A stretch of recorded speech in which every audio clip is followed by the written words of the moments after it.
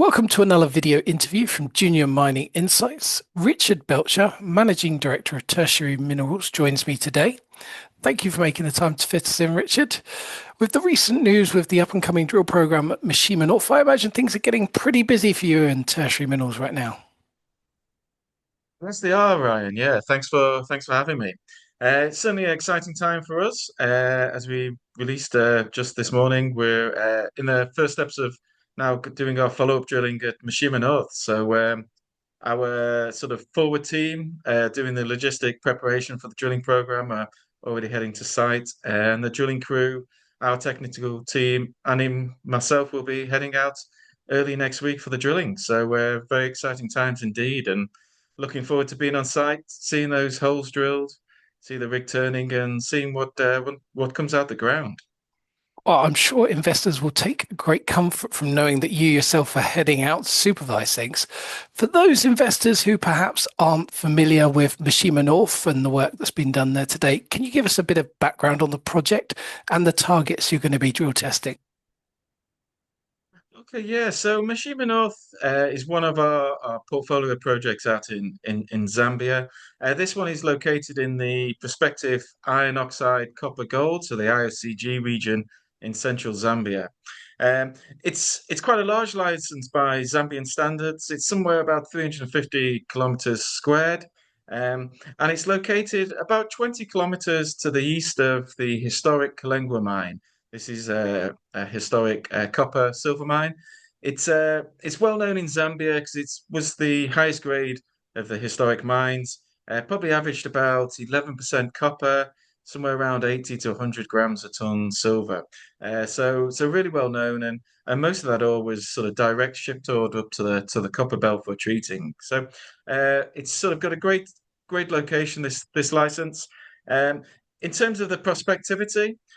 We've identified a series of high-profile targets that we're looking to follow up, and that was done on the back of a review of sort of geochemistry. So we've got some soil geochemistry, we've got a lot of airborne geophysical data that includes magnetics, radiometrics, electromagnetics, and gravity data. And those surveys were done over the last 20 years by previous companies, some of the majors included BHP Billiton, and more recently, First Quantum Minerals. And the latter, as you're aware, we have this technical cooperation agreement with First Quantum, and that allows us to share technical data and technical expertise to help advance and understand our projects better. So having our sort of hands on those data sets has really allowed us to fast track through those early reconnaissance and regional exploration stages to identify these target areas, and some of these include, say, historic BHP IOCG targets that were never drilled, and we've been able to sort of refine those, rank those in terms of the order that we want to test them, um, and sort of move that ahead, and that's been allowed us to sort of fast track as well as do this exploration on a very small budget so far. So a very prospective license. And it's one of those targets, the A1 target, which is where our drilling will be this year, and that's following up on some really interesting initial results from the drilling, or initial results from the initial scout drilling that was undertaken late last year, just before the rainy season. And this drilling, is it going to be testing deeper into the system? Is it going to be testing other areas that you haven't tested yet? Yeah, so the A1 target itself is quite a large target area. So in terms of the geochemistry, there's a copper in soil anomaly about 3 kilometers or 3.1 kilometers by 1.5 kilometers wide. And within that anomaly, we also have a zinc in soil anomaly. And within that zinc in soil anomaly, we've got this silver in soil anomaly. But that silver in soil anomaly is still a large anomaly. It's about just over a kilometer long, about 300 meters wide.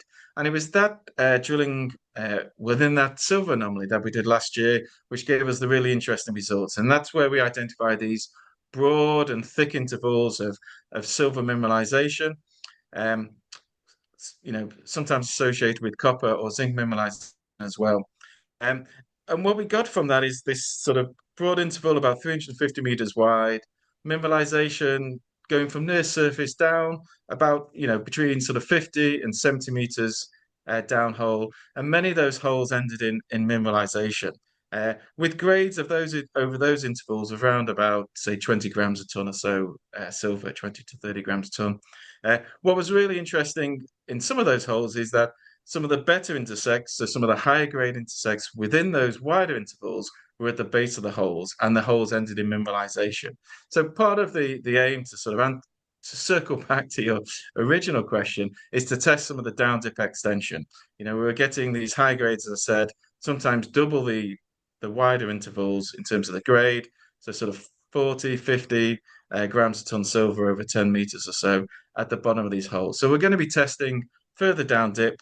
But the other aim is really to test the viability of a sort of open cast, near surface sort of polymetallic target, and this is sort of the working model that we're looking for at the A1 target. It's got as I said, over a kilometer of strike of a footprint. So we're going to be looking at testing that full strike extent in this drill program, the full width of it, and also some of these downhole further extensions as well.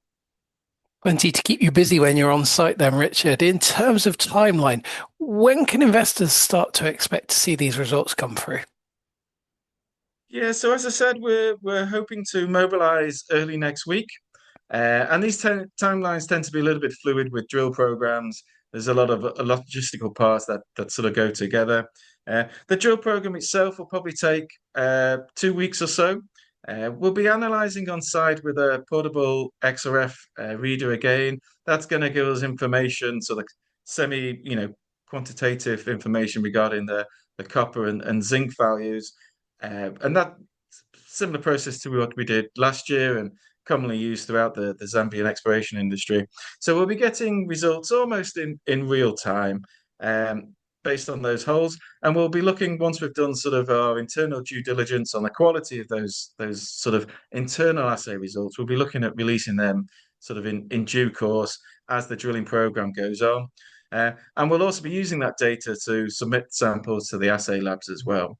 The assay labs always take a little bit longer, so the general turnaround in Zambia is normally around about 6 weeks. But we'll be looking at sending those samples off in a whole series of batches. So we should hopefully get some sort of, some of our results coming out, probably say all goes well, mid-August time, and there'll be a series of, further updates as the batches, the results come back then over the next couple of months after that. So we should hopefully have a nice news flow of, fingers crossed, positive results coming out from the drilling over the next few months.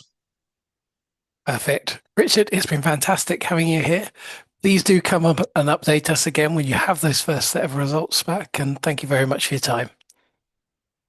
Thanks, Ryan. It's been great chatting, and yeah, look forward to providing updates in the near future.